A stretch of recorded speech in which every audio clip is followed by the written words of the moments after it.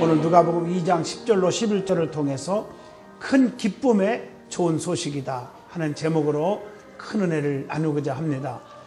성탄절은 절기 중에 가장 큰 절기입니다. 세상에서 가장 큰 소식이요, 가장 기쁜 소식이요, 가장 좋은 소식이 주님의 탄생입니다. 그래서 우리는 감격과 감사가 지금 넘치고 있는 것입니다. 사람은 누구나 다 죄인입니다. 로마서 3장 10절, 의인은 없나니 단 하나도 없다고 성경은 말해요. 그렇기 때문에 남을 비판하거나 쑥덕대거나 남을 손가락질하거나 남을 업신여기는 자격이 있는 사람이 아무도 없습니다. 저도 없습니다. 장로님들도 안 됩니다. 아무도 안 됩니다. 다 죄인이기 때문에 죄인이 죄인을 어떻게 추궁할 수 있습니까? 그러나 사람은 누구나 다 죄를 졌어요. 죄 없는 사람이 아무도 없어요. 마음으로, 생각으로, 행동으로 다 죄를 졌어요. 그러기에 누구나 다 멸망받을 수밖에 없어요. 영원한 지옥에 갈 수밖에 없어요. 로마서 6장 23절, 죄의 싹은 사망이요 하나님의 은사는 그리스도 예수 우리 주 안에 있는 영생이니라 분명히 말씀합니다. 죄의 문제를 해결하여야 멸망받지 않습니다. 죄의 문제를 해결하실 분은 오직 죄 없는 분만이 할 수 있어요. 그분은 하늘에 계신 하나님 아버지 한 분이신데, 그분이 우리를 구원받게 하기 위하여 자신이 도성인신하셨어요. 말씀이 육신이 되어 이 땅에 오셨어요. 사람의 형체를 가지고 이 땅에 오신 거예요. 이걸 인카네이션 하셨습니다. 성육신 하셨습니다. 그분이 이제 오신 예수 그리스도이십니다. 그분은 하나님이십니다. 만왕의 왕이십니다. 대선지자입니다. 대제사장이십니다. 메시아입니다. 구세주이십니다. 그분이 이 땅에 전 인류를 구원하시려고 탄생하신 것입니다. 이보다 더 기쁘고 이보다 더 즐겁고 이것보다 더 축제가 어디 있고 기쁜 일이 어디 있습니까? 그렇기 때문에 동방에서부터 그 박사들이 먼 길에서부터 별의 인도를 받아가지고 베들레헴까지 와서 아기 예수님께 보배합을 열어서 가장 귀하고 비싼 황금과 유향과 모략을 들여서 경배할 수 있었습니다. 제일 먼저 성탄절을 통해서 주시는 그 주님의 은혜의 메시지를 찾아보고자 합니다. 첫째로, 이제 가장 중요한 것은 요셉의 얘기를 빼놓을 수가 없죠. 육신적으로 예수님의 아버지이신 요셉의 의로움을 본받는 시간이 되어야 합니다. 마태복음 1장 19절부터 20절을 보면 우리에게 알려주고 있습니다. 약혼한 여자가 있었어요. 그 이름이 마리아예요. 그런데 그 여자가 이상한 일이 소문이 나는 거예요. 아기를 가졌다는 거예요. 임신했다는 거예요. 나는 손도 안 잡았는데 이게 날벼락 같은 소문이 이게 웬일입니까? 여러분 같으면 세상 말로 뚜껑이 열리겠죠. 그리고 막 배 죽인다고 난리 났겠죠. 오늘 요셉도 사람이지만 그가 그런 상황에 어떤 태도를 취했을까? 우리가 세상에 살다 보면 억울한 일, 누명 쓴 일, 속상한 일, 진짜 뚜껑이 열릴 일들이 한두 가지입니까? 그럴 때마다 오늘 요셉을 한번 생각해 보시기를 주 이름으로 부탁합니다.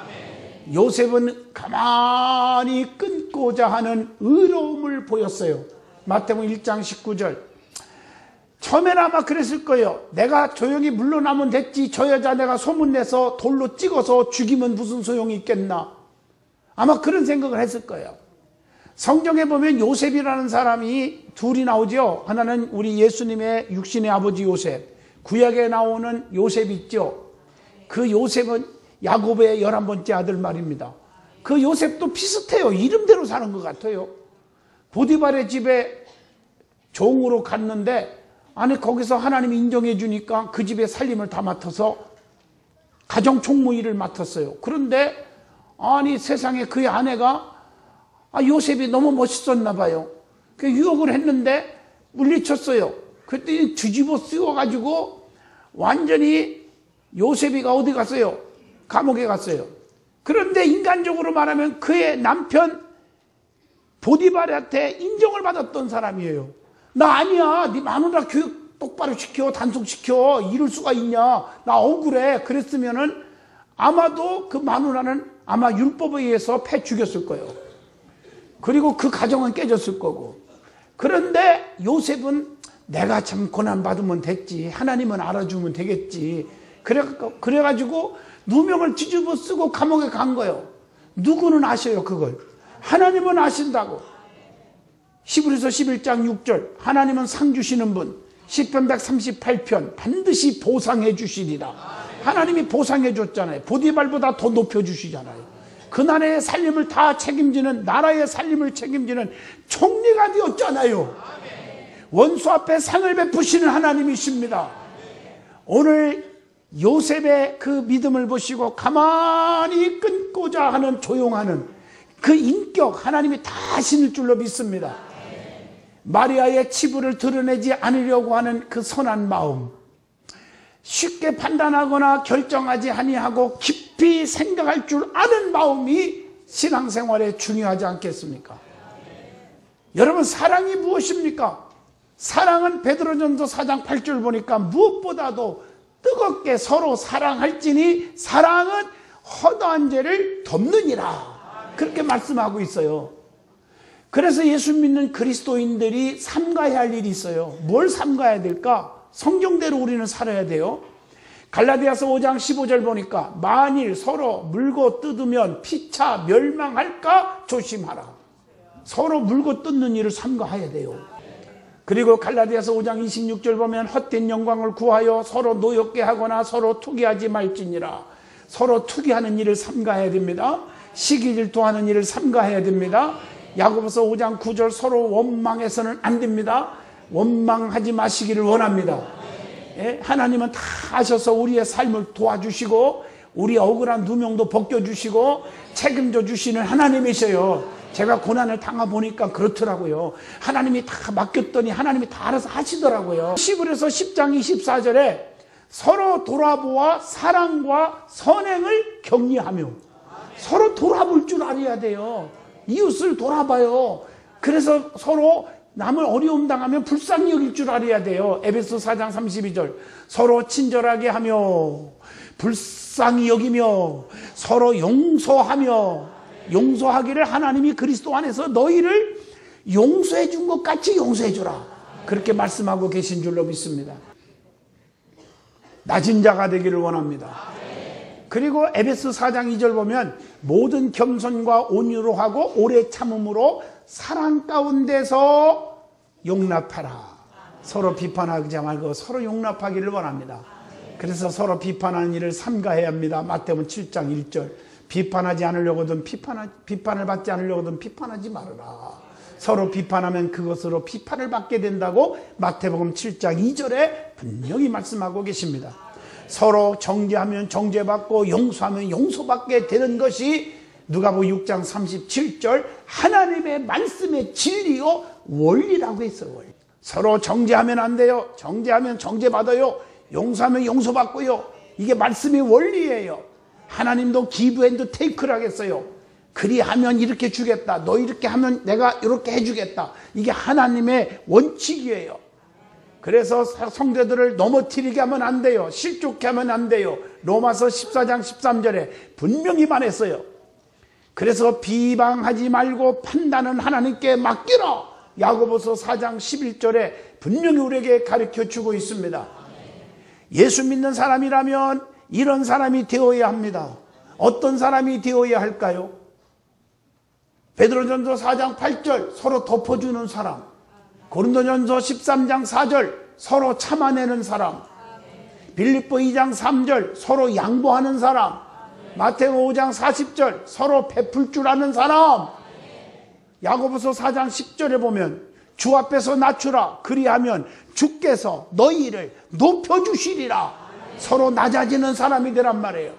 데살로니가전서 5장 11절 그러므로 피차 권면하고 서로 덕을 세우기를 너희가 하는 것 같이 하라. 서로 권면하는 사람이 되시기를 주 이름으로 축원합니다. 요셉은 불평하지 않았습니다. 성령님의 음성을 들었어요. 의롭게 사는 자에게 성령님의 음성이 들려와요. 성령의 음성을 들었을 때 의롭게 사는 요셉은 그 성령의 음성에 믿었고 순종했어요. 마태복음 1장 24절 요셉이 집에서 깨어 일어나 주의 사자의 분부대로 행하여 순종하여 그의 아내 데려왔으니 아내 데려오기를 두려워하지 말라. 마태복음 1장 20절에 그랬잖아요. 이는 성령으로 분명히 마리아가 잉태했는데 마태복음 1장 20절 그 음성을 들어요. 아들을 분명히 낳을 거다. 그 아들을 낳았는데 그 이름을 예수라 하라. 그 이는 저들의 죄에서 구원할 자이심이니라. 마태복음 1장 21절에 그 말씀을 듣고 요셉은 순종을 합니다. 순종은 주님을 기쁘시게 하며 자신에게도 놀라운 축복이 된다는 거 기억하시기를 바랍니다. 성경에 보면 순종할 때 죽을 자가 살고 순종할 때 병든 몸에서 고침받고 구원받는 기적들이 다 순종할 때 일어났어요. 우리가 순종하지 못해서 축복을 못 받는 거예요. 순종하는 성도가 되시기를 축원합니다. 그리고 마태복음 1장 25절 말씀처럼 성령님의 음성대로 마리아를 데려왔고 동침도 하지 않는 성결함을까지 요셉은 보였어요. 하나님의 뜻을 온전히 이루어 드리는 마음이 있었다 그 말이요. 하나님은 자기를 깨끗게 하는 자를 귀하게 여겨주시기 때문에 디모데후서 2장 21절 말씀입니다.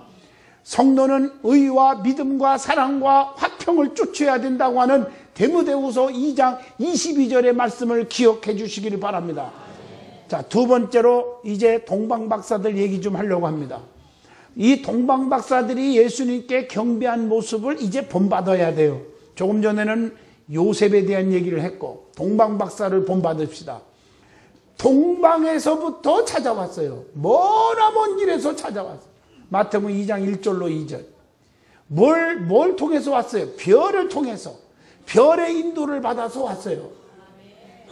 아기와 예수 만왕의 왕이 오신 걸 믿는 자에게는 별의 인도처럼 주님의 인도를 받을 줄로 믿습니다. 성도는 주님의 인도. 요한복음 10장 27절 내 양은 내 음성을 들으며 나는 그들을 알며 그들은 나를 따르느니라. 이렇게 말씀하고 계세요. 내 지식과 내 생각과 내 상식을 다 버려야 됩니다. 그래야 하나님의 인도를 받을 수 있다고 요한복음 15장 7절에도 교훈합니다. 그들은 동방에서부터 왔어요. 많은 시간을 보낸 거예요. 그것뿐입니까? 그들은 마태복음 2장 11절에 보배함을 열었어요. 그래서 가장 비싸고 귀한 것 황금, 유황, 모략을 드렸어요. 보배함을 열었기에 귀한 것을 드릴 수가 있었어요. 마태복음 2장 1절에 마리아가 옥합을 깰 때 비싼 향유를 순전한 나드 한 옥합을 드릴 수가 있었어요. 마가복음 14장 3절 말씀에 우리는 보배함을 열을 수 있는 믿음이 있기를 주의 이름으로 축원합니다. 가장 귀한 보배함을 움켜쥐고 있다고 내 것이 아니에요. 보배함을 열어서 황금과 유황과 모략을 드린 것처럼 우리도 주님 앞에 드릴 수 있는 믿음이 있기를 원합니다. 그리고 아기 예수님께 엎드려서 경배했어요. 마태복음 2장 11절 이것은 보통 겸손이 아니에요. 엄청난 겸손의 표시예요. 주님을 구세주로 만왕의 왕으로 인정했고 그분을 믿었던 거예요. 성도는 주님께 경배의 신앙을 가져야 됩니다. 예배의 신앙을 가져야 돼요. 그분을 사랑하고 존경해야 돼요. 경배라는 뜻은 주님을 사랑하고 그분께 엎드리고 예배하는 것을 의미합니다. 성도는 성탄절을 통해서 예수님께 대한 예배의 신앙을 회복되어야 될 줄로 믿습니다. 요한복음 4장 24절 하나님은 영이시니 예배하는 자가 신령과 진정으로 예배할지니라. 예배의 요소는 네 가지 누누이 말씀드렸죠. 말씀, 기도, 찬송 그리고 예물입니다. 신령과 진정으로 찬양하고 예물 드리고 신령과 진정으로 기도하고 신령과 진정한 마음으로 말씀을 들어야 돼요. 우리가 진정과 신령으로 예배를 드릴 수 있기를 축원합니다. 이런 자가 은혜를 받는 거예요.